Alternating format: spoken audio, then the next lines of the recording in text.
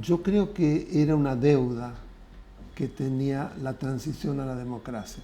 En todos los países donde la transición democrática vino acompañado ya sea de una reforma muy profunda, veamos los ciclos en Europa Occidental, Portugal, España, Grecia, o una reforma muy importante o una nueva constitución directamente. Entonces eso estaba en mora, no hay ninguna duda.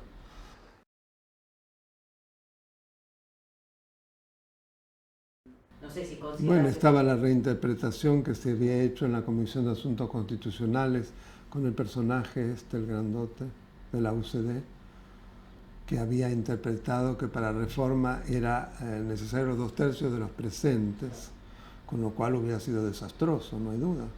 Eso disparó el Pacto de Olivos, para hacerlo en función, reelección sí, pero con atenuación del presidencialismo. El problema es que no se atenuó. Volvemos un poco. Pero de parte de Alfonsín es comprensible lo que hizo. Lo otro hubiera sido peor. Volvíamos al 49. El 49 el problema que tuvo es que se hizo con una mayoría, que fue lo que Levinson precisamente, a quien admiro profundamente, por eso él se levantó y se fue.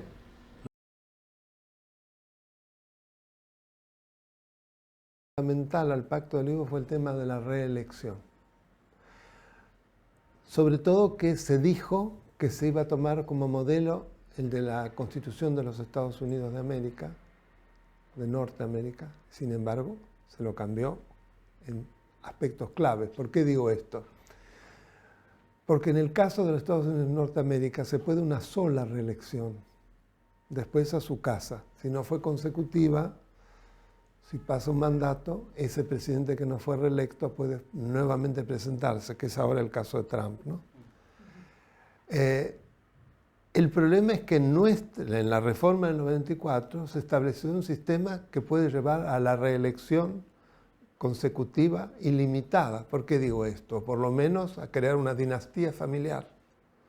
Establece la posibilidad de una única reelección consecutiva, pero si se deja pasar el plazo de un mandato, nuevamente puede haber 2 mandatos. Como en la orgánica. No olvidemos que la ley declarativa de la necesidad de la reforma, por un lado, estableció un núcleo de coincidencias básicas que no podía ser tocado, si tocaba algo caía toda la reforma, pero después estaban los puntos habilitados para la reforma.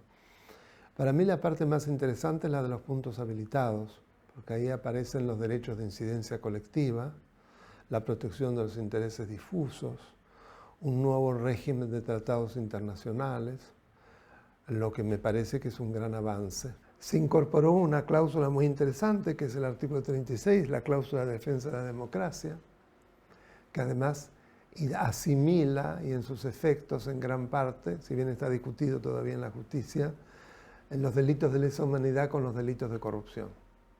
O sea que eso para mí es una cláusula muy interesante. También fue muy interesante el haber incorporado partidos políticos y sufragio. Lo mismo se puede decir respecto de la iniciativa legislativa.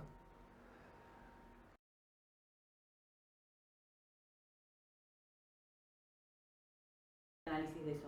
No, creo que no se tuvo la suficiente fuerza como para poder precisamente lograr que la atenuación del presidencialismo tuviera normas verdaderamente de atenuación. En particular en el modo de establecer los controles. Eso falló para mí. Bueno, yo creo que podría haber un programa de modificar las normas reglamentarias para que precisamente no pase esto. Fundamentalmente la norma que regula la convalidación de los decretos legislativos. Esa. Tomar el modelo de la Constitución de Italia, que es exactamente al revés. Lo que pasa es que el jefe de gabinete de ministros es como un gigante con pies de barro, porque no tiene ningún poder real. Es decir, el Consejo para la Consolidación de la Democracia lo que proponía era un semipresidencialismo, es decir, un ejecutivo colegiado. En la medida que eso no ocurra, el jefe de gabinete está totalmente dominado por el presidente.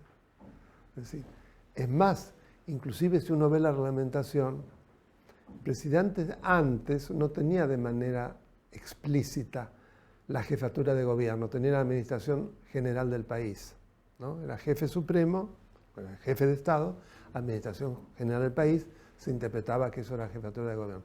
Pero ahora, como para que no haya ninguna duda, se agregó jefe de gobierno y responsable administrativo, responsable político de la administración del país. Lo barrió. Por eso digo gigante de pies de barro. Electoral. Para mí es positivo. Eso fue bueno. Muchos colegas me van a matar. Porque el colegio electoral, que vemos el efecto en Estados Unidos, ¿no? En el modo como se distribuye y demás, puede llevar a que un presidente que no ganó la elección popular sea, sin embargo, presidente.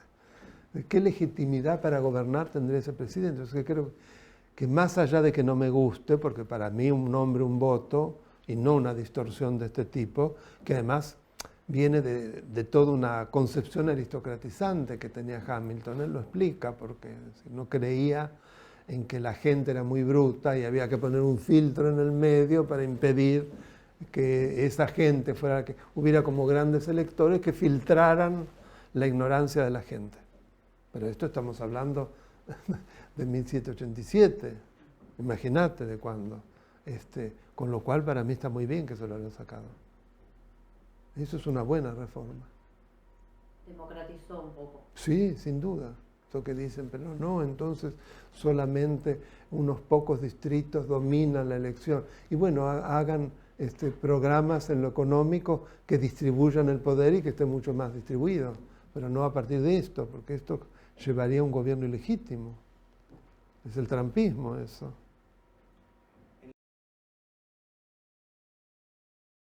Femeninas, sin duda, Elisa Carrió fue determinante, Elba Roulé del radicalismo fue determinante, del justicialismo, bueno, sin duda Corach, Eduardo Menem, fueron clave, no hay duda, tal vez las cabezas más claras, ¿no? No, y ahí quiero reivindicarlo a Eduardo Menem, que fue realmente crucial, el que se sacara definitivamente la Constitución del 49. Fue un gran, digamos, eso fue una gran concesión para el no peronismo, para el arco no peronista, sin duda. Se terminó con eso. Eso es muy positivo y fue Eduardo Menem.